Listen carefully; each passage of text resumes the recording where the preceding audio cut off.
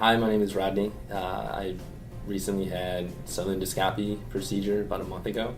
The best benefit from that is the fact that I don't have to worry about dealing with infection or swelling in my throat, and the procedure was painless and quick, and my recovery was almost instantaneous. So my mother and I left the hospital, and she decided that, since I was fine and, coherent enough, that we were just going to go shopping. So she ended up taking me shopping, and I think we were in the stores for like 5 or 6 hours, just like putzing around. And she kept asking, she's like, "Are you okay? You okay?" And I'm like, "Yeah, I'm fine."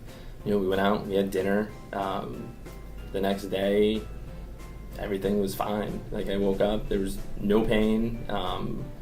You wouldn't even know that anything had taken place the day before. I was joking with Dr. Tran because I told her, I said, I dealt with this stone for probably like 5 years or so, and I said it was weird to wake up the next morning and, you get so used to like feeling it down there and like it's like a little part of your mouth.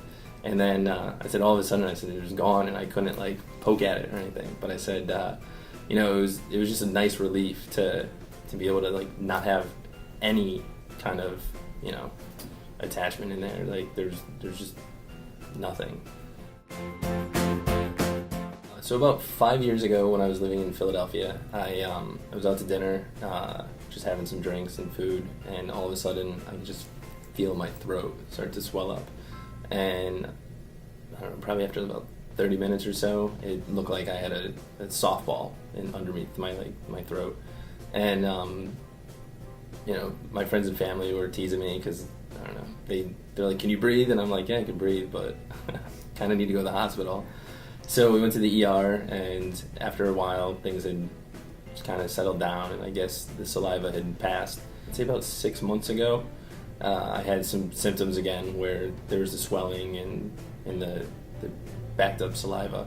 And this time it started getting infected, so I immediately called the doctor, and they had me come in, run some tests, did some scans, and they told me if things persisted afterwards that they would have to do some kind of procedure to remove the stones if they didn't pass on their own. So I took my chances, some medicine, kind of killed the infection, and then was really hopeful that things would work their way out, but that wasn't the case. And came in, spoke with Dr. Tran.